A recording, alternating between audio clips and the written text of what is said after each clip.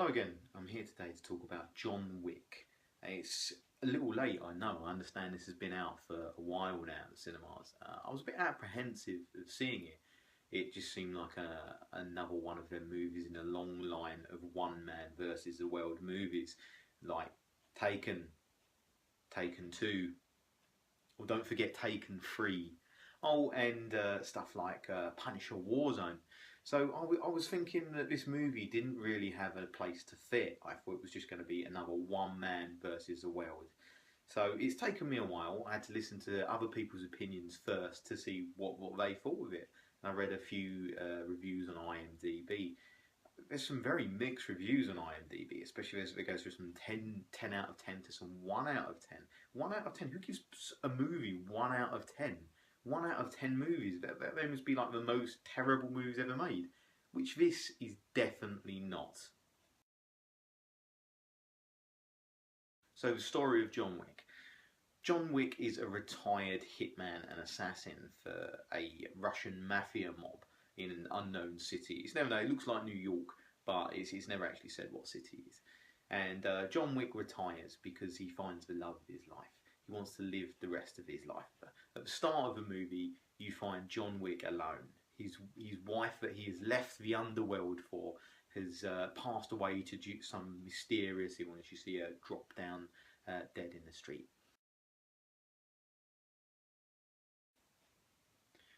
John gets a knock at the door after the wake and is delivered a puppy. Once he sits down and opens up the envelope, it turns out that the puppy has been delivered from beyond the grave from his wife, who knew she was going to die of this illness. His wife leaves a note with the dog to say that the illness was looming over them and it wasn't right that John had to grieve her death alone, so he could grieve it with this little dog, little puppy. You see John start to grow a small bond with this puppy, and one day when he goes out to get some petrol for his enormous Mustang that he's got, which live at the petrol station, and comes across a set of young boys, mafia boys, young, I'd say mid-20 boys, who comment on his car and ask him how much his car is for sale. Obviously it's a '69 Mustang, beautiful, beautiful car. John states it's not for sale.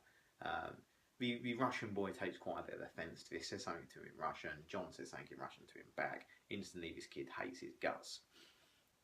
Later that night, John wakes up with the dog barking, thinking that his dog needs to get to the toilet. When John goes out, he is then accosted by 3 men in his house who beat the crap out of him, take his car and kill his dog. Remember, this is the dog that his dead wife gave to him. John goes looking for his car and looking for the man that's killed his dog. Turns out that the person who done this is the son of the mafia boss John used to work for, the Russian mafia boss.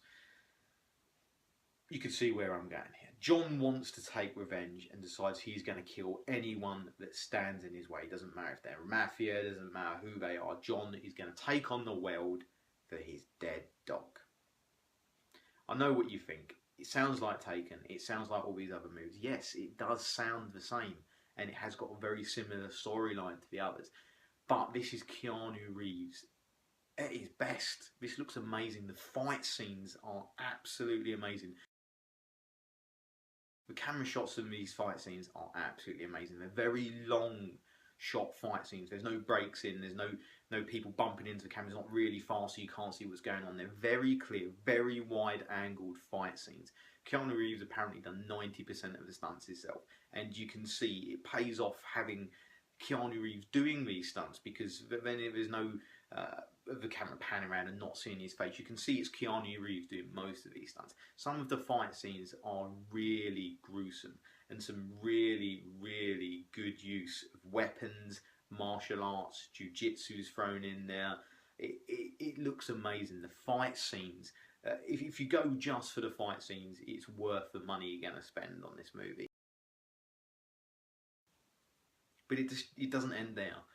The actual storyline is a very good storyline. I think the characters are wrote very well. John seems like he has been written for Keanu Reeves. I'm not sure if Keanu Reeves was approached with this role or whether they found him, but it seems like this character fits Keanu Reeves so well. There's a massive depth. You end up feeling for this character. You can see how vulnerable he is after this and what he will do to make things right. We see some fantastic cars in this, so any car lover will love this. You've got some amazing American cars. I'm not a big fan of American cars, but these look absolutely lovely. The driving scenes are fantastic. Some great stunts in this movie and minimal CGI again. It looks like they spent a lot of money doing the stunts, getting good stunt directors in.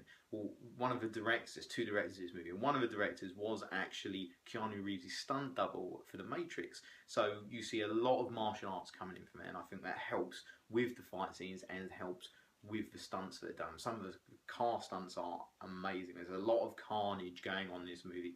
Very fast-paced movie. Fantastic. I do believe this movie tips its hat to a lot of other movies. There's a lot of other influences from other movies coming into this, especially at the end. Not going to give it away. There's no spoilers. Don't like to give away spoilers in my reviews. But I do believe there's a little tip of the hat to John Constantine from Keanu Reeves playing John Constantine in the Constantine movies. Anyone that's seen Constantine and watches the end of this movie might get that. Also, apparently, a lot of the Russian guards are wearing red shirts in the movie. Apparently, that's some homage to Star Trek, the old red shirts dying off in Star Trek.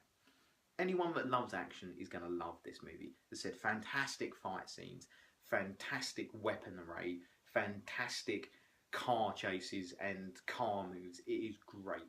I also think that people that just want to go and see a good movie and don't really have to think too much about a storyline will enjoy this movie. It's not a movie that you have to sit there and constantly think. You just switch off and enjoy the action.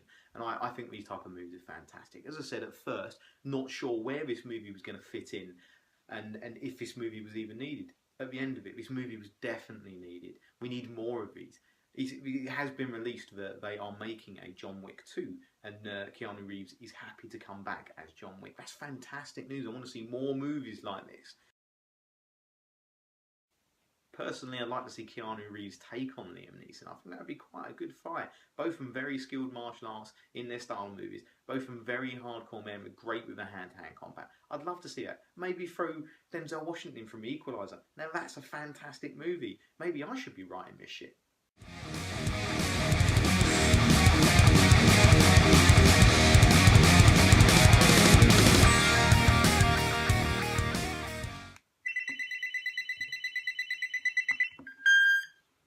Hello? I don't know who you are. I don't know what you want. If you're looking for a ransom, I can tell you I don't have any money. But what I do have is a very particular set of skills. I can get how much with PPI?